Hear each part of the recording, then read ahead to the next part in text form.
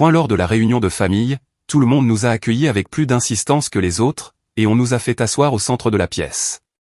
Puis, ma sœur s'est tenue derrière moi pendant que ma mère nous filmait, et elle a lancé « Regardez ça ». C'est à ce moment-là que toutes les ordures de la poubelle ont commencé à se déverser sur moi, et sur mes enfants, pendant que tout le monde riait comme des fous. Ma mère a dit « C'est comme ça qu'on traite les ordures ». Mon père a ajouté « On les met enfin à la place qu'ils méritent ». Ma sœur a écrasé de la nourriture pourrie sur la tête de mon fils en disant « Ça te va à merveille ». Tout le monde nous filmait avec leur téléphone alors que nous étions couverts de crasse. J'ai pris mes enfants et je suis parti sans dire un mot. Plus tard cette nuit-là, ils ont posté la vidéo en ligne, et elle est devenue virale avec des milliers de partages. Mais ce qu'ils ignoraient, c'est que mon mari est éteint. Maintenant, ils sont tous à mendier à ma porte. Cela fait des mois que je débat avec moi-même pour savoir si je dois partager cette histoire. Chaque fois que je m'assois pour l'écrire, mes mains tremblent, et je dois m'éloigner. Mais mon thérapeute dit que cela pourrait m'aider à tourner la page. Et honnêtement, le nombre de personnes qui ont vu cette vidéo virale mérite de connaître la vérité sur ce qui s'est réellement passé. Alors, allons-y. Mon nom n'a pas d'importance. Ce qui compte, c'est qu'il y a 3 mois, ma famille a orchestré le moment le plus humiliant de toute ma vie, l'a diffusé au monde entier, et a sincèrement cru qu'elle ne subirait aucune conséquence. Ils avaient tort, et de façon catastrophique. Laissez-moi vous donner un peu de contexte. J'ai grandi en tant qu'enfant du milieu, dans ce que je ne peux décrire que comme une hiérarchie déguisée en famille. Ma sœur aînée, Miranda, était l'enfant prodige dès la naissance. Elle est née avec des traits parfaits, une personnalité charmante, et une capacité étrange à manipuler nos parents pour leur faire croire qu'elle ne pouvait rien faire de mal. Notre mère, Claudia, la vénérait. Notre père, Raymond, la traitait comme une royauté en visite. Moi, j'étais la silencieuse, celle à qui on pensait après coup, l'enfant qui existait principalement pour que Miranda paraisse mieux par comparaison. Grandir dans cette maison signifiait apprendre à survivre avec des miettes d'affection. Miranda avait droit à des fêtes d'anniversaire élaborées, tandis que le mien fut totalement oublié une année. Elle a eu une voiture neuve à 16 ans, alors que je prenais le bus jusqu'à ce que je puisse me payer mon propre véhicule à 19 ans. Nos parents ont payé toute sa scolarité dans une université privée prestigieuse, tandis que je cumulais 3 emplois pour payer mes études au collège communautaire, puis à l'université d'État. La disparité était si évidente que les enseignants, les voisins et les membres de la famille élargie faisaient parfois des commentaires, bien que personne ne soit jamais intervenu. Le truc quand on est le bouc émissaire de la famille, c'est qu'on développe certaines compétences. Vous apprenez à lire l'ambiance d'une pièce instantanément, à anticiper le danger avant qu'il ne se matérialise, et à construire une vie complètement indépendante des gens qui auraient dû vous soutenir inconditionnellement. À 22 ans, j'avais déménagé à l'autre bout de l'État, décroché un poste de débutant dans une agence de marketing, et commencé à bâtir quelque chose qui m'appartenait entièrement. C'est là que j'ai rencontré Gareth. Il n'était ni tape à accent grave-l'œil, ni bruyant, ni désespéré d'impressionner qui que ce soit. Lors d'une conférence professionnelle à laquelle j'assistais pour mon développement de carrière, il s'est assis à côté de moi pendant une présentation particulièrement aride sur les tendances numériques émergentes. Nous avons commencé à chuchoter des blagues, puis nous sommes passés aux petits mots comme des adolescents et, à la fin de la journée, il m'avait demandé mon numéro avec une nervosité attachante qui a fait battre mon cœur. Notre relation s'est développée lentement et délibérément. Les rendez-vous café se sont transformés en dîner, puis en week-end, pour devenir quelque chose que je n'avais jamais connu auparavant, une acceptation inconditionnelle. La première fois que Gareth a rencontré ma famille reste gravée dans ma mémoire avec une clarté douloureuse. Nous sortions ensemble depuis 8 mois, c'était assez sérieux pour qu'une présentation semble appropriée, et je croyais naïvement que présenter un partenaire prospère, gentil et manifestement dévoué pourrait enfin me valoir un peu de respect. Miranda avait récemment annoncé ses fiançailles avec Quentin, et nos parents organisaient un dîner de célébration qui semblait être une occasion naturelle. Gareth s'était habillé avec soin pour l'occasion, choisissant un blazer et un pantalon bien repassés, trouvant le juste équilibre entre l'effort et la décontraction. Il avait apporté des fleurs pour ma mère et une bouteille d'excellent vin, qu'il avait choisi spécifiquement après s'être renseigné sur les préférences de mon père. Sa nervosité le rendait encore plus attachant à mes yeux. Cet homme accompli, qui voulait sincèrement impressionner les gens qui comptaient pour moi. La soirée a commencé par une condescendance subtile et s'est détériorée à partir de là. Claudia a accepté les fleurs avec un regard dédaigneux et les a posées de côté sans les mettre dans l'eau. Raymond a ouvert le vin, l'a goûté, et a fait une grimace suggérant qu'il était à peine passable. Miranda et Quentin ont dominé toutes les conversations, orientant les sujets vers leur mariage à venir, leurs revenus combinés, et leur projet d'acheter une maison dans le quartier le plus exclusif de la région. Lorsque Gareth a mentionné son travail dans le conseil en technologie, Quentin a carrément ri. Le support technique? Tu veux dire aider les vieilles dames à retrouver leur mot de passe de mail? La table a trouvé cela hilarant, à l'exception de moi et de Gareth, qui avons absorbé la moquerie avec une dignité silencieuse. Plus tard, en aidant à débarrasser la table, j'ai surpris ma mère et Miranda dans la cuisine. Elle aurait pu faire tellement mieux, a soupiré Claudia. Au moins quelqu'un avec de l'ambition. Cet homme ne saura jamais rien, la réponse de Miranda a coupé encore plus profondément. Elle a de la chance que quelqu'un ait voulu d'elle tout court. Laisse-la avoir son petit intello de l'informatique. Ce n'est pas comme si elle pouvait décrocher quelqu'un comme Quentin. Gareth a tout entendu, lui aussi. Il m'avait suivi pour aider et s'était figé dans le couloir, écoutant ma famille disséquer sa valeur et la trouver insuffisante. Je m'attendais à de la colère ou de la blessure, ou même à la réponse raisonnable de partir immédiatement. Au lieu de cela, il a pris ma main et l'a serrée doucement. Leur opinion ne me définit pas, a-t-il chuchoté. Et elle ne te définit pas non plus. Traversons juste cette soirée. Ce moment m'a dit tout ce que j'avais besoin de savoir sur l'homme que j'allais épouser. Sa sécurité venait de l'intérieur, inébranlable face au mépris extérieur, enraciné dans la connaissance de ses propres capacités qui ne nécessitaient aucune validation de la part de gens incapables de voir au-delà de leurs propres préjugés. Nous avons enduré 2 heures supplémentaires d'insultes à peine voilées avant de trouver des excuses pour nous échapper. Dans la voiture, Gareth est resté silencieux pendant un long moment. Je comprends maintenant, a-t-il finalement dit. Ce avec quoi tu as grandi, comment tu es devenu qui tu es. Tu t'es construite à partir de rien parce qu'ils ne t'ont rien donné sur quoi bâtir. Les larmes ont coulé sur mon visage alors que des années de solitude et de désir trouvaient un témoin en quelqu'un qui comprenait vraiment. Gareth s'est garé, m'a tenu pendant que je pleurais, et m'a fait une promesse.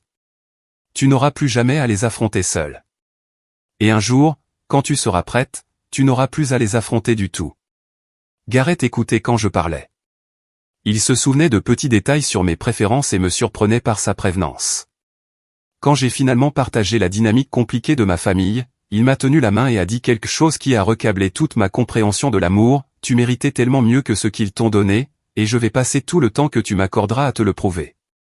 Nous nous sommes mariés lors d'une petite cérémonie 2 ans plus tard. Ses parents, des gens chaleureux et accueillants qui m'ont traité comme une fille dès le premier jour, ont organisé la réception chez eux. J'ai invité ma famille par obligation et par espoir résiduel. Miranda est venue mais a passé toute la soirée à faire des commentaires sarcastiques sur le lieu, la nourriture et ma robe. Mes parents sont arrivés en retard, sont partis tôt, et nous ont donné une carte avec $50 à l'intérieur, alors que Miranda avait reçu un chèque de $20,000 pour son mariage avec Quentin, un gestionnaire de fonds spéculatifs qui regardait tout le monde de haut. Ce que ma famille n'a jamais pris la peine d'apprendre sur Gareth, c'est ce qu'il faisait réellement comme travail. Au début de notre relation, il avait mentionné être dans le conseil en technologie, ce qui était techniquement exact mais largement sous-estimé. Mon mari avait passé 15 ans à bâtir l'une des firmes de cybersécurité les plus respectées de la côte est. Son entreprise protégeait des sociétés du Fortune 500, des agences gouvernementales, et des personnalités de haut profil contre les menaces numériques. Il avait témoigné devant le Congrès à 2 reprises sur la législation relative à la protection des données. Sa valeur nette était quelque chose dont il ne discutait jamais car l'argent ne l'intéressait pas vraiment au-delà de la sécurité qu'il procurait. Gareth conduisait une berline vieille de 5 ans, portait des vêtements de magasins ordinaires, et vivait dans une maison modeste parce que l'extravagance l'embarrassait. Ma famille voyait un homme calme dans des vêtements banals et le rejetait entièrement. Il ne posait jamais de questions, ne montrait aucune curiosité, ne regardait jamais au-delà de leurs propres suppositions. Miranda l'a un jour appelé, ton petit gars de l'informatique, avec une telle condescendance que j'ai dû quitter la pièce avant de dire quelque chose d'impardonnable. Nous avons eu 2 beaux enfants ensemble. Notre fille Zoé est arrivée en premier, une petite fille pétillante avec l'esprit analytique de son père et mon obstination. 3 ans plus tard est arrivé notre fils Hudson, doux, artiste et sensible d'une manière qui faisait mal à mon cœur tant je voulais le protéger. Les enfants ont tout changé dans ma relation avec ma famille, bien que ce ne soit pas de la manière que j'avais naïvement espéré. J'imaginais que des petits-enfants pourraient adoucir mes parents, pourrait créer des ponts là où il n'y en avait pas, pourrait enfin leur donner une raison de me valoriser en tant que mère de leurs petits-enfants, même s'ils ne pouvaient pas me valoriser pour moi-même. La réalité s'est avérée bien plus cruelle que mes fantasmes optimistes. Miranda a eu son fils, Adrien, 1 an après la naissance de Zoé. Dès son arrivée, Adrien est devenu le centre de l'univers de mes parents. Ils ont traversé le pays en avion pour être présents à sa naissance, sont restés 3 semaines pour aider Miranda à récupérer, et ont établi un modèle de visite mensuel qui s'est poursuivi sans interruption. Des cadeaux arrivaient constamment, élaborés et coûteux, accompagnés de cartes élogieuses pour leur précieux petit-fils. Quand Zoé est née, mes parents ont envoyé une carte générique avec un billet de $20 à l'intérieur. Ils ont rendu visite une fois, 6 mois après sa naissance, et ont passé la majeure partie du week-end à la comparer défavorablement à Adrien au même âge. Elle n'était pas aussi alerte, ont-ils déclaré. Elle ne semblait pas aussi avancée. Le fils de Miranda marchait déjà, parlait déjà, montrant des signes clairs d'une intelligence exceptionnelle. Zoé avait 6 mois. Elle faisait exactement ce que font les bébés de 6 mois. Mais dans la hiérarchie de ma famille, même les nourrissons étaient classés et triés selon leur proximité avec la lignée dorée. L'arrivée de Hudson n'a presque pas été détectée par le radar. Une autre carte, un autre montant symbolique, une autre visite brève remplie de comparaisons et de critiques. À ce moment-là, j'avais cessé d'attendre quelque chose de différent, mais la douleur trouvait toujours de nouvelles façons de me surprendre. Voir mon père faire sauter Adrien sur ses genoux tout en ignorant totalement Hudson lors d'une réunion de vacances a brisé quelque chose en moi, quelque chose que je n'avais pas réalisé être encore intact. Garrett a été témoin de ces dynamiques avec une frustration croissante. Il aimait nos enfants avec une dévotion féroce et ne pouvait pas comprendre comment quelqu'un pouvait les traiter comme inférieurs à un autre petit enfant. Après une démonstration particulièrement flagrante où Claudia a passé tout un dîner à louer les réussites d'Adrien à la maternelle sans rien demander sur la vie de Zoé, Garrett m'a finalement confronté à ce sujet. « Pourquoi continues-tu d'y retourner ?» a-t-il demandé. « Pourquoi continues-tu de leur donner des occasions de te blesser, toi et les enfants ? Que espères-tu qu'il se passe qui ne s'est pas passé en 35 ans ? La question m'a forcé à examiner des motivations que je n'avais jamais reconnues consciemment. Une partie de moi croyait encore qu'assez d'efforts finirait par mériter l'acceptation. Une partie de moi craignait que de couper les ponts entièrement signifierait admettre que ma famille ne m'avait jamais aimé et ne m'aimerait jamais. Une partie de moi s'inquiétait d'expliquer un jour à mes enfants pourquoi ils n'avaient aucune relation avec leurs grands-parents maternels. Je continue d'espérer qu'ils changeront. Je l'admets. Je sais que c'est stupide. Je sais qu'ils ne m'ont donné aucune raison d'attendre autre chose. Mais c'est ma mère. C'est mon père. Miranda est ma seule sœur. Partir donne l'impression d'abandonner la possibilité que les choses puissent un jour s'améliorer. Garrett est resté assis avec mes mots pendant un long moment. Je comprends l'espoir, a-t-il dit avec précaution. Mais j'ai besoin que tu comprennes quelque chose aussi. Chaque fois que nous allons là-bas, chaque fois que nous exposons Zoé et Hudson à être traités comme des membres de la famille de seconde zone, nous leur apprenons que c'est acceptable. Nous leur montrons que l'amour est conditionnel, que la hiérarchie est normale, et que certaines personnes comptent simplement moins que d'autres. Son argument a frappé avec une précision dévastatrice. J'avais été tellement concentré sur mon propre désir d'acceptation que je n'avais pas pleinement considéré les leçons que mes enfants absorbaient en regardant leur mère courir après des gens qui la méprisaient ouvertement. Nous sommes parvenus à une sorte de compromis. Les visites sont devenues moins fréquentes et plus encadrées. J'ai arrêté de partager des nouvelles importantes avec ma famille puisqu'ils réagissaient invariablement avec indifférence ou critique. Les vacances étaient passées avec les parents de Garrett, qui couvraient nos enfants d'une affection sincère et me traitaient comme une fille plutôt que comme une obligation. La distance a aidé, mais elle a aussi créé de la suspicion. Miranda a remarqué mon retrait et l'a interprété comme la confirmation que je pensais être meilleur qu'eux. Claudia s'est plainte aux membres de la famille élargie que je gardais ses petits-enfants loin d'elle, omettant commodément qu'elle avait montré un intérêt minime pour ses petits-enfants. Un récit a commencé à se former dans les discussions familiales, un récit qui me dépeignait comme ingrate, difficile, et déterminé à punir tout le monde pour des affronts imaginaires. Ce récit allait finalement justifier ce qui s'est passé à la réunion. Dans leur esprit, ils n'attaquaient pas une femme innocente et ses enfants. Ils remettaient enfin une trouble faite à sa place. Ils avaient 7 et 4 ans quand tout s'est effondré. L'invitation est arrivée 6 semaines avant l'incident. Ma mère a appelé personnellement, ce qui aurait dû être mon premier signe d'avertissement puisqu'elle communiquait généralement par de brefs textos ou, plus souvent, par l'intermédiaire de Miranda. Elle voulait organiser une réunion de famille chez eux, une célébration pour le 70e anniversaire de tante Sylvia combinée à un rassemblement général du clan élargi. « Nous voulons vraiment que tu sois là », a dit Claudia, sa voix dégoulinant d'une chaleur inhabituelle. « Ça fait trop longtemps que toute la famille n'a pas été réunie. Les enfants devraient connaître leurs cousins. Nous voulons arranger les choses. » Contre mon meilleur jugement, contre les 12 suggestions de Gareth selon lesquelles nous devrions peut-être refuser, j'ai accepté. Une partie insensée de moi avait encore soif de leur acceptation. Un enfant blessé à l'intérieur de moi voulait croire que les gens pouvaient changer, que les familles pouvaient guérir, que la mère qui m'avait négligé pourrait enfin voir ma valeur. Gareth avait un voyage d'affaires inévitable ce week-end-là, une conférence sur la sécurité à San Francisco où il prononçait un discours d'ouverture. Il a proposé d'annuler, sentant quelque chose que je ne pouvais pas articuler, mais j'ai insisté pour qu'il y aille. À quel point un après-midi pouvait-il être mauvais? La réponse, comme j'allais le découvrir, était pire que tout ce que j'aurais pu imaginer. Nous sommes arrivés chez mes parents par un après-midi ensoleillé de samedi. Zoé portait sa robe bleue préférée avec un motif de papillon. Hudson serrait le dinosaure en peluche qui l'emmenait partout, son objet de réconfort dans les situations inconnues. J'avais passé du temps supplémentaire sur mon apparence, espérant bêtement impressionner des gens qui n'avaient jamais été impressionnés par quoi que ce soit que je fasse. L'accueil à la porte aurait dû m'alarmer. Ma mère m'a embrassé avec un enthousiasme théâtral, tandis que mon père rayonnait d'une manière que je n'avais jamais vu diriger vers moi. Tante Sylvia, dont nous étions censés célébrer l'anniversaire, m'a embrassé sur la joue et m'a appelé l'invité d'honneur. Miranda est apparue avec un sourire qui n'atteignait pas ses yeux et nous a guidés à l'intérieur avec sa main sur mon dos. Le salon avait été réorganisé.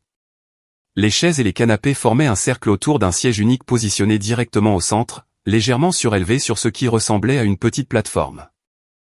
Chaque membre de la famille présent s'est tourné pour nous regarder entrer. Des téléphones ont émergé des poches et des sacs à main avec une précision synchronisée. « Assieds-toi ici », a ordonné Miranda, désignant la chaise centrale. « Nous voulons que tout le monde te voie correctement. » Mon estomac s'est noué d'une peur soudaine. Quelque chose clochait profondément. L'énergie dans la pièce crépitait d'une anticipation qui n'avait rien à voir avec des célébrations d'anniversaire. Mais plus de 20 parents nous entouraient, bloquant les sorties faciles, et mes enfants me regardaient avec une confusion confiante. Je me suis assise. Zoé s'est perchée sur mes genoux tandis que Hudson se tenait à côté de moi, serrant ma main. Claudia s'est positionnée directement devant nous, téléphone levé et en train d'enregistrer. La lumière rouge clignotait régulièrement. Derrière moi, j'entendais Miranda bouger, bruisser, préparer quelque chose que je ne pouvais pas voir. « Parfait », a annoncé ma mère. « Tout le monde est prêt ? Ça va être incroyable. » La voix de Miranda est venue directement de derrière ma tête. « Regardez ça. » La première chose que j'ai sentie fut un liquide froid s'infiltrant à travers mes cheveux. Puis est venue l'odeur. Pourrie et accablante. La puanteur incomparable des ordures laissées trop longtemps dans la chaleur estivale. Du marc de café recouvrait mes épaules. Des peaux de banane glissaient le long de mes bras. Quelque chose de gluant, qui aurait pu être de la vieille laitue, s'est collé sur mon visage. Mes enfants ont hurlé. Le rire a éclaté comme une chose vivante, cruelle, triomphant et absolument ravi. Une vingtaine de personnes hurlant d'amusement tandis que des ordures pleuvaient sur une femme et ses enfants terrifiés. Les téléphones enregistraient sous tous les angles, capturant notre humiliation en haute définition depuis de multiples perspectives. « C'est comme ça qu'on traite les ordures », a crié Claudia par-dessus le chaos, sa voix posée pour les enregistrements. Raymond s'est avancé, le visage déformé par une satisfaction hideuse. On les met enfin à la place qu'ils méritent. Miranda a contourné pour nous faire face, tenant ce qui semblait être un récipient de restes de nourriture qui avait clairement été gardé et laissé à pourrir dans ce but précis. Elle a croisé le regard de Hudson, mon doux et sensible garçon de 4 ans, qui pleurait si fort qu'il pouvait à peine respirer, et a écrasé le récipient directement sur sa tête. « Ça te va à merveille », a-t-elle déclaré, tandis que l'audience rugissait son approbation. Je ne peux pas décrire de manière adéquate ce qui arrive au cœur d'une mère, lorsqu'elle voit son enfant être délibérément humilié par des gens qui auraient dû l'aimer. Quelque chose de fondamental change. Quelque chose d'ancien et de primal s'éveille. J'ai senti mon choc se cristalliser en quelque chose de froid, de patient et de totalement implacable. Zoé avait enfoui son visage dans ma poitrine couverte d'ordures, sanglotant. Hudson se tenait figé avec de la nourriture pourrie dégoulinant de ses cheveux, son dinosaure tombé au sol et piétiné par le pied négligent de quelqu'un. Les rires continuaient, ponctués de commentaires sur le fait de m'avoir enfin appris ma place, de montrer au monde ce que nous étions vraiment, et que cela aurait dû être fait depuis longtemps. Je me suis levé lentement. J'ai pris Hudson d'un bras et j'ai pris la main de Zoé de l'autre. La poigne de ma fille était si serrée qu'elle allait laisser des bleus. Personne n'a essayé de nous arrêter alors que nous marchions vers la porte. Ils étaient trop occupés à rire, trop occupés à enregistrer, trop occupés à se féliciter de leur embuscade réussie. Miranda nous a crié après, quelque chose de moqueur sur le fait de s'enfuir comme toujours, mais ces mots se sont à peine enregistrés. Le trajet du retour a pris 45 minutes. Je me suis arrêté 2 fois pour réconforter mes enfants, pour essuyer les ordures de leurs cheveux avec des serviettes de fast-food, pour leur promettre encore et encore qu'ils n'avaient rien fait de mal et qu'aucune partie de tout cela n'était de leur faute. Hudson continuait de demander pourquoi grand-mère était si méchante. Zoé, plus âgée et plus perspicace, demandait pourquoi nous avions des membres de la famille qui nous détestaient. Je n'avais aucune réponse qui aurait du sens pour des enfants. Je n'avais aucune réponse qui avait du sens pour moi. Quand nous avons finalement atteint notre maison, j'ai dû porter physiquement Hudson à l'intérieur car il refusait de marcher, s'accrochant à moi avec une force désespérée comme s'il avait peur que je disparaisse. Zoé bougeait comme une somnambule, son étincelle habituelle complètement éteinte, répondant aux questions par des monosyllabes ou le silence. L'eau du bain est devenue grise puis brune alors que je lavais les ordures des cheveux de mes enfants. Hudson tressaillait chaque fois que l'eau touchait sa tête, le souvenir sensoriel de l'attaque étant encore frais et terrifiant. Zoé restait rigide et sans cligner des yeux, son regard vide suggérant qu'elle s'était retirée quelque part à l'intérieur d'elle-même où la douleur ne pouvait pas suivre. J'ai frotté leur peau avec probablement trop de force, désespéré d'effacer toute trace de ce qui leur avait été fait. L'odeur persistait malgré de multiples applications de shampoing. Les taches sur leurs vêtements ne partiraient jamais. Non pas que j'aurais gardé ces vêtements de toute façon. Ils sont allés à la poubelle, avec ma propre tenue ruinée, et avec toute illusion restante que ma famille méritait d'autres chances. Après que les enfants furent propres et habillés de pyjama doux, je leur ai fait du chocolat chaud et les ai laissés regarder ce qu'ils voulaient à la télévision. Les règles parentales normales sur le temps d'écran semblaient absurdes après ce qu'ils avaient enduré. Hudson a fini par s'endormir sur le canapé, épuisé d'avoir pleuré. Zoé est restée éveillée, regardant des dessins animés sans vraiment les voir, me regardant occasionnellement avec des questions dans les yeux qu'elle ne savait pas comment poser. J'ai appelé la chambre d'hôtel de Garrett. Le téléphone a sonné 6 fois avant de passer sur la messagerie vocale, ce qui signifiait qu'il était soit sur scène en train de prononcer son discours, soit en réunion, ce qui l'empêchait de répondre. J'ai laissé un message qui tentait de transmettre l'urgence sans l'alarmer si sévèrement qu'il paniquerait en pleine présentation. Il s'est passé quelque chose à la réunion. Les enfants et moi sommes à la maison et en sécurité, mais j'ai besoin que tu m'appelles dès que possible. C'est sérieux. Je t'aime. L'attente semblait interminable. Je me suis assise dans le salon qui s'assombrissait pendant que mes enfants dormaient, rejouant chaque moment de l'attaque avec une précision obsessionnelle. Le visage de Miranda quand elle a versé les ordures. Le sourire triomphant de ma mère pendant qu'elle enregistrait. La satisfaction cruelle de mon père alors qu'il annonçait que nous étions mis là où nous devions être. Le rire caquetant de tante Sylvia. Les cousins que je connaissais depuis l'enfance pointant leur téléphone sur mes enfants humiliés avec un enthousiasme joyeux. Ils avaient planifié cela soigneusement. Les sièges centraux, l'enregistrement coordonné, les récipients préparés de nourriture pourrie, les déclarations scénarisées destinées à bien sonner en vidéo. Ce n'était pas de la cruauté spontanée, mais du théâtre prémédité conçu pour un impact maximal, tant sur le moment que dans la distribution en ligne ultérieure. Depuis combien de temps planifiait-il ? Qui avait proposé l'idée à l'origine ?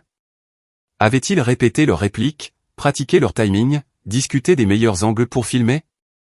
La logistique pour coordonner autant de participants suggérait des semaines de préparation, peut-être plus.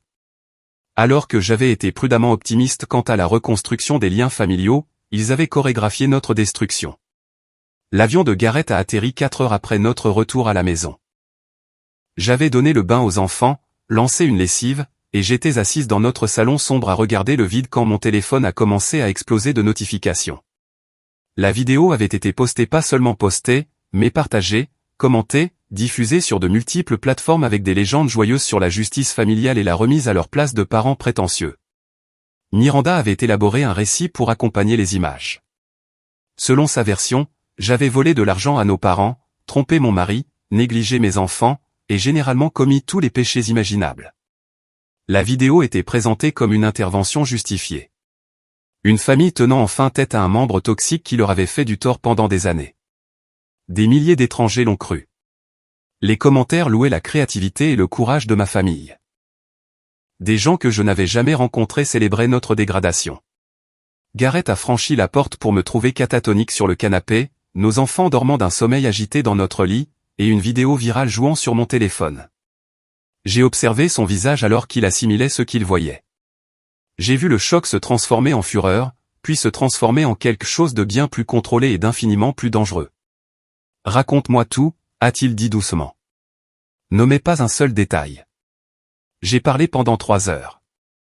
Chaque moment de l'après-midi, chaque mot prononcé, chaque personne qui a participé, regardé ou enregistré. Quand j'ai fini, Gareth est resté silencieux pendant un long moment. « Ils ne savent pas ce que je fais comme travail », a-t-il finalement dit. Ce n'était pas une question. Ils n'ont jamais demandé. Ils ne s'en sont jamais souciés. Bien. Sa voix portait un tranchant que je n'avais jamais entendu auparavant. Ça va rendre tout cela beaucoup plus intéressant. Le lendemain matin, Gareth a passé plusieurs appels depuis son bureau à domicile pendant que je me concentrais sur le rétablissement émotionnel de mes enfants. Cet après-midi-là, il m'a fait asseoir et m'a expliqué exactement ce qui allait se passer. La vidéo, a-t-il noté, avait été postée sans notre consentement et contenait des allégations manifestement fausses présentées comme des faits. Cela constituait de la diffamation. Les images montraient des adultes agressant des enfants mineurs avec de la nourriture pourrie, ce qui créait des motifs pour des accusations criminelles.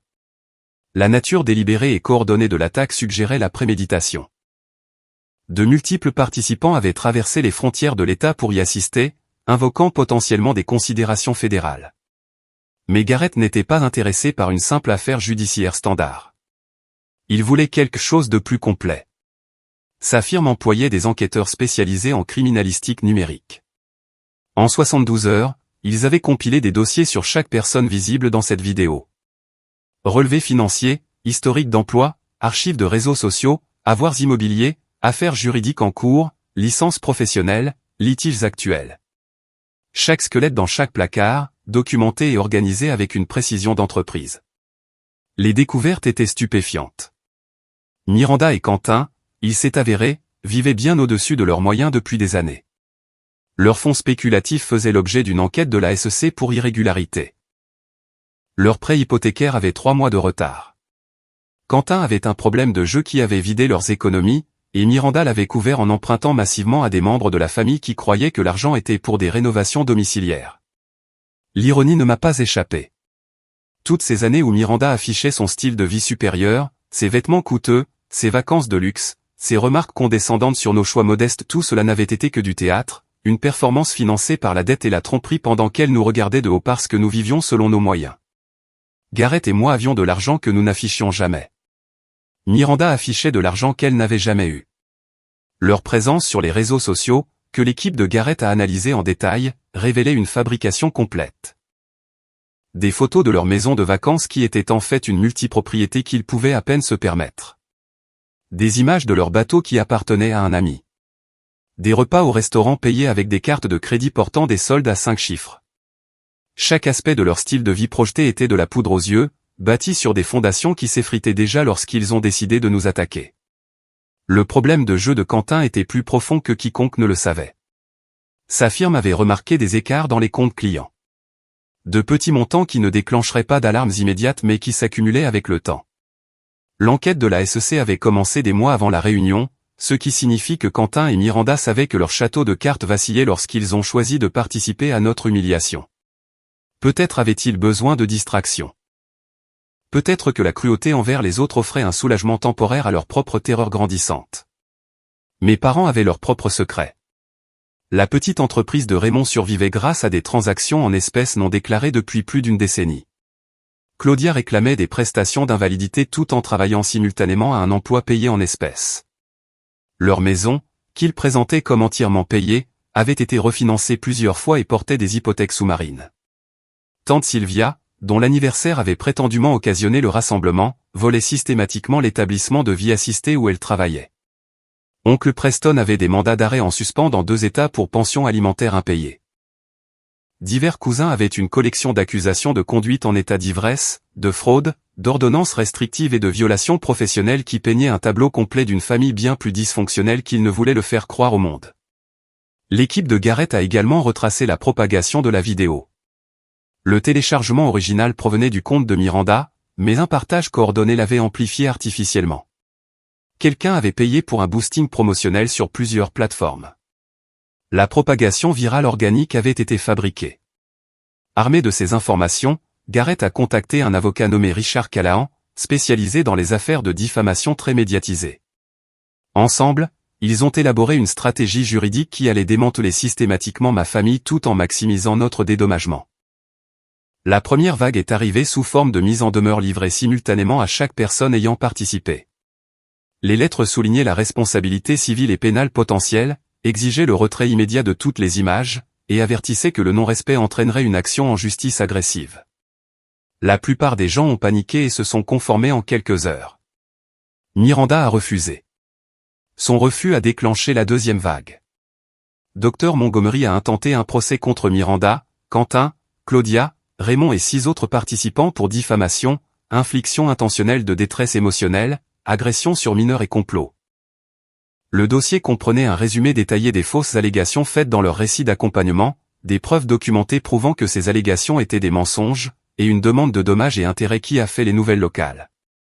Simultanément, les enquêteurs de Garrett ont fait des signalements anonymes aux autorités compétentes concernant les diverses activités illégales découvertes lors de leurs recherches. La SEC a accéléré son enquête sur le fond de Quentin. L'IRS a ouvert des audits sur l'entreprise de mes parents. Les services sociaux ont visité le lieu de travail de tante Sylvia. Les agents chargés des mandats ont finalement localisé oncle Preston. Les dominos ont commencé à tomber avec une vitesse remarquable. J'aimerais pouvoir dire que je n'ai rien ressenti en regardant leur monde s'effondrer. À vrai dire, les émotions étaient compliquées et changeantes. La satisfaction luttait contre le chagrin résiduel. Le soulagement s'en mêlait avec des moments inattendus de pitié. La justification coexistait avec la tristesse que tout cela ait été nécessaire. Ce que je n'ai jamais ressenti, c'est de la culpabilité. Les gens qui n'ont pas vécu d'abus familial ne comprennent souvent pas les dommages psychologiques d'être ciblés par les personnes qui étaient censées vous aimer inconditionnellement. Des étrangers qui sont cruels, c'est douloureux mais compréhensible. Ils ne vous connaissent pas, ne vous doivent rien, peuvent agir par ignorance ou à cause de leurs propres blessures. La cruauté familiale opère à un niveau entièrement différent. Elle viole un contrat fondamental, inscrit dans notre biologie et renforcé par chaque message social sur la nature sacrée des liens familiaux. Quand votre mère enregistre votre humiliation avec un sourire sur le visage, quelque chose se brise qui ne peut pas être réparé. Quand votre père déclare que vous êtes une ordure qui appartient à la poubelle, les mots s'incrustent dans votre psyché avec une permanence unique. Quand votre sœur écrase de la nourriture pourrie sur la tête de votre enfant, la brèche devient générationnelle, étendant les dégâts à des innocents qui n'ont jamais signé pour la dysfonction de votre famille. Mes enfants ont fait des cauchemars pendant des semaines après l'attaque. Hudson a développé une peur des foules qui rendait le dépôt à l'école traumatisant.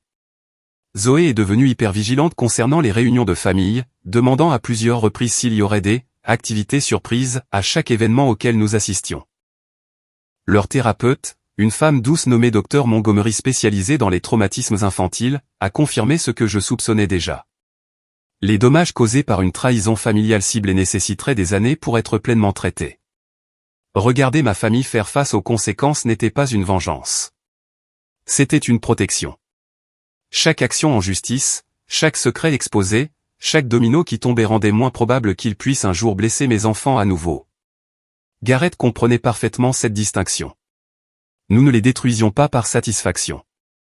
Nous créions un pare-feu de conséquences qui empêcherait toute attaque future. 3 semaines après la publication de la vidéo, Miranda et Quentin ont reçu un avis indiquant que la SEC gelait leurs avoirs en attendant l'enquête. Incapables d'accéder à leur argent, ils ne pouvaient payer ni leurs prêts hypothécaires ni leurs avocats. La firme de Quentin l'a licencié pour se distancier du scandale. La présence sur les réseaux sociaux soigneusement construite de Miranda, basée sur la projection de la richesse et de la perfection, s'est effondrée à mesure que la réalité devenait publique. Mes parents ont fait face à leur propre cascade de conséquences. L'audit de l'IRS a révélé des années d'évasion fiscale. La licence commerciale de Raymond a été suspendue en attendant un examen. Claudia a perdu ses prestations d'invalidité et a fait face à des accusations de fraude. Leur maison, déjà noyée sous les dettes, a fait l'objet d'une saisie immobilière lorsqu'ils n'ont pas pu payer à la fois les frais juridiques et les versements hypothécaires. Les membres de la famille élargie ont subi des répercussions proportionnelles. Des emplois ont été perdus. Des licences ont été révoquées. Des problèmes juridiques qui dormaient depuis des années sont soudainement devenus actifs. La vidéo de la réunion de famille, qu'ils avaient créée pour m'humilier, est devenue la pièce à conviction A. Dans une démonstration très publique de leur propre corruption, le tribunal de l'opinion publique a changé de camp lui aussi. Garrett avait engagé un spécialiste en communication de crise qui a systématiquement corrigé le faux récit. Nous avons donné des interviews expliquant ce qui s'était réellement passé. Nous avons fourni le contexte sur des années d'abus et de favoritisme. Les sections de commentaires qui avaient célébré notre humiliation débordaient maintenant d'excuses et d'indignation en notre nom. Des messages arrivaient d'étrangers qui avaient partagé la vidéo originale, maintenant horrifiés d'apprendre qu'ils avaient participé à la diffusion d'une diffamation coordonnée. Certains ont envoyé de longues excuses. D'autres ont fait des dons au fonds de thérapie des enfants que quelqu'un avait mis en place à notre insu. Quelques-uns nous ont contactés avec leurs propres histoires d'abus familial, trouvant un étrange réconfort à voir des agresseurs faire face à une responsabilité publique. Le récit original que Miranda avait élaboré a commencé à s'effilocher fil par fil. Ces affirmations selon lesquelles j'avais volé nos parents se sont effondrées lorsque les dossiers financiers ont montré que je n'avais jamais eu accès à leurs comptes. Son accusation d'infidélité conjugale s'est écroulée lorsque Garrett a publié des déclarations de collègues confirmant où il se trouvait au moment où Miranda avait allégué des liaisons. Ces suggestions selon lesquelles je négligeais mes enfants ont été démolies par la documentation des écoles, des pédiatres et des animateurs d'activités décrivant une mère engagée et attentive. Chaque mensonge que Miranda avait raconté est devenu une autre brique dans le mur de preuves contre elle. En essayant de justifier l'attaque avec des griefs fabriqués, elle avait créé un cas de diffamation qui s'étendait bien au-delà de la vidéo originale. Ces tentatives désespérées pour sauver le récit n'ont fait qu'approfondir son exposition juridique. Pendant ce temps, mes parents faisaient face à leur propre jugement public. Des gens qui avaient travaillé avec l'entreprise de Raymond se sont manifestés avec des histoires de tricherie, de sous-paiement ou de mauvais traitement. D'anciens voisins ont partagé des souvenirs où ils les voyaient favoriser Miranda tout en m'ignorant. Même des parents éloignés ont contribué à l'image émergente d'un système familial bâti sur la dysfonction et la cruauté. Claudia a essayé de se défendre sur les réseaux sociaux, postant des vidéos en larmes expliquant comment elle était persécutée pour « une petite blague qui a mal tourné ». Les commentaires ont été brutaux. Les gens ont disséqué son langage corporel pendant la vidéo de l'attaque originale, notant son plaisir évident alors que les ordures pleuvaient sur ses petits-enfants. Ces tentatives de victimisation se sont retournées contre elle de manière spectaculaire, générant encore plus d'attention négative et fournissant des munitions supplémentaires à notre équipe. 2 mois après l'incident, Miranda s'est présentée à notre porte. Je l'ai presque pas reconnue. La femme polie et confiante qui avait écrasé de la nourriture pourrie sur la tête de mon fils avait l'air hagarde et désespérée. Ses vêtements de créateur pendaient lâchement sur une silhouette qui avait clairement perdu du poids à cause du stress. Ses yeux étaient rouges d'avoir pleuré. « S'il te plaît », a-t-elle supplié. « Tu dois faire arrêter ça. Nous perdons tout. Quentin pourrait aller en prison. Maman et papa vont être sans abri. Tu as prouvé ton point de vue. S'il te plaît, nous sommes une famille. » J'ai laissé ces mots flotter dans l'air pendant que je réfléchissais à ma réponse. « Tu as coordonné une agression sur mes enfants », ai-je finalement dit. « Tu as écrasé des ordures sur la tête d'un enfant de 4 ans tout en le traitant de déchet. Tu l'as posté en ligne et tu as essayé de détruire ma réputation avec des mensonges. Et maintenant tu te tiens à ma porte pour demander pitié parce que tu fais face aux conséquences. » On ne faisait que plaisanter. Ce n'était pas censé aller aussi loin. Nous ne voulions pas dire. Tu n'étais pas censé riposter. C'est ça que tu n'étais pas censé faire. Miranda a commencé à pleurer, de gros sanglots qui déformaient son visage. Je suis ta sœur. S'il te plaît, je t'en supplie. Derrière moi, j'ai entendu de petits pas. Zoé est apparue à mes côtés, regardant sa tante avec une expression bien trop savante pour une enfant de 7 ans. Tu as fait pleurer Hudson, a dit ma fille. Tu lui as fait croire qu'il était une ordure. Il fait encore des cauchemars. Pourquoi maman devrait-elle t'aider? Miranda n'avait pas de réponse. J'ai fermé la porte. La rencontre m'a laissé tremblante d'émotions que je ne pouvais pas nommer complètement. Voir Miranda réduite à mendier avait fait partie de ce que j'imaginais durant mes moments les plus sombres après l'attaque. Maintenant que c'était arrivé, la satisfaction semblait creuse et compliquée. Elle était toujours ma sœur. Nous avions partagé une enfance, même si sa version avait été privilégiée d'une manière que la mienne ne l'avait jamais été. Une partie de moi se souvenait d'avoir joué ensemble quand nous étions très jeunes, avant que la hiérarchie ne se calcifie, avant qu'elle n'apprenne à manier le favoritisme de nos parents comme une arme. Mais ensuite j'ai regardé mes enfants. Hudson se réveillait encore de cauchemars 2 fois par semaine, pleurant à propos d'ordures et de gens méchants, et voulant savoir pourquoi des membres de la famille lui avaient fait du mal. Zoé était devenue prudente d'une manière qui me brisait le cœur, scannant toujours les pièces à la recherche de menaces, se demandant toujours si les gens qui semblaient gentils pouvaient soudainement devenir cruels. Les dommages que Miranda avait infligés prendraient des années à guérir, s'ils guérissaient un jour complètement. Quel que soit l'attachement nostalgique que je pourrais ressentir envers le concept de sororité, Miranda elle-même avait prouvé qu'elle était incapable de ce rôle. Les sœurs se protègent mutuellement. Les sœurs célèbrent les enfants de l'autre. Les sœurs ne coordonnent pas d'attaques d'humiliation publique pour ensuite feindre d'être victimes lorsque les conséquences arrivent. Garrett m'a trouvé dans la cuisine après coup, regardant le vide tandis que la bouilloire bouillait sans surveillance. Il a éteint le brûleur et a enroulé ses bras autour de moi sans parler. Nous sommes restés ainsi pendant un long moment. Je pensais que ça ferait un autre effet, ai-je finalement admis. La voir comme ça. Brisée et désespérée. Je pensais qu'il y aurait plus de... Je ne sais pas. De triomphe? Il n'y a pas de triomphe là-dedans, a-t-il répondu. Il y a de la justice, et il y a la protection de notre famille, mais le triomphe nécessite quelque chose qui vaut la peine d'être célébré. Toute cette situation est une tragédie. Il se trouve juste que c'est une tragédie où les gens qui l'ont causée subissent enfin les conséquences appropriées. Sa perspective m'a aidé à comprendre mes sentiments conflictuels. Je ne voulais pas être le genre de personne qui se délecte de la souffrance des autres, même quand ces autres avaient délibérément causé un tort immense. La satisfaction que je ressentais était réelle, mais tempérée par une tristesse sincère que ma famille biologique ait choisi la cruauté et récolté maintenant ce qu'elle avait semé. Au cours des semaines suivantes, d'autres membres de la famille ont tenté de prendre contact. Mes parents ont envoyé des lettres qui alternaient entre menaces et supplications. Tante Sylvia a appelé depuis le bureau de son avocat pour essayer de négocier. Divers cousins ont pris contact sur les réseaux sociaux, certains s'excusant sincèrement et d'autres essayant clairement de recueillir des informations. Nous n'avons répondu à aucun d'entre eux. Les poursuites ont progressé dans le système avec l'élan implacable que fournit une représentation juridique coûteuse. Les discussions de règlement ont commencé lorsque les accusés ont réalisé qu'ils ne pouvaient pas se permettre un litige prolongé. Un par un, ils ont accepté des conditions incluant une compensation financière, des excuses publiques formelles, et des ordonnances de non-contact permanentes. Miranda et Quentin ont été les derniers résistants. Ils se sont battus jusqu'à ce que les problèmes juridiques de Quentin les laissent sans ressources pour continuer. Leur règlement final leur a coûté presque tout ce qui leur restait. L'excuse publique requise dans le cadre de l'accord a été vue presque autant de fois que la vidéo de l'attaque originale. Les commentaires ont noté la justice de voir des agresseurs tenus responsables. J'ai regardé Miranda enregistrer cette excuse à partir d'images que son avocat devait soumettre comme preuve de conformité. Ces mots étaient clairement scénarisés par des avocats, des phrases juridiques creuses conçues pour minimiser la responsabilité plutôt que d'exprimer un remords sincère. Mais son visage racontait une autre histoire.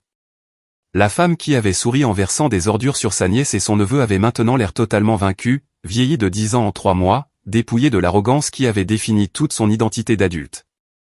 Quentin se tenait à côté d'elle, ses propres excuses tout aussi robotiques et juridiquement aseptisées. L'homme qui s'était moqué de Garrett en le traitant de « personne du support technique » faisait maintenant face à des accusations fédérales qui entraîneraient probablement une peine de prison. Sa carrière prestigieuse était terminée. Son mariage, bâti sur l'encouragement mutuel et la cruauté partagée, s'effondrait sous le poids de conséquences qu'aucun des deux n'avait anticipées. Leur fils, Adrien, était le seul membre de la famille pour qui je me sentais sincèrement désolé dans tout cela. Ce n'était qu'un enfant, âgé de seulement 6 ans, pris dans la destruction de ses parents sans que ce soit de sa faute. J'espérais que quelqu'un le protégerait du pire, l'aiderait à comprendre que les choix de ses parents ne définissaient pas son avenir, et lui donnerait le soutien dont il aurait besoin pour devenir quelqu'un de meilleur que les modèles qu'on lui avait donnés. Mais je ne pouvais pas être cette personne. Ma responsabilité était envers mes propres enfants, et les protéger signifiait maintenir une séparation complète avec quiconque était lié à leurs agresseurs. Peut-être qu'un jour, quand Adrien sera grand, il pourra tendre la main, et nous pourrons avoir une relation basée sur ses propres choix plutôt que sur le poison de ses parents. En attendant, je devais prioriser la guérison de ma famille sur les obligations familiales élargies qui n'avaient apporté que de la douleur. 3 mois après la réunion de famille, nos vies étaient revenues à quelque chose ressemblant à la normale. Les enfants suivaient une thérapie, progressant à travers leur traumatisme avec un soutien professionnel.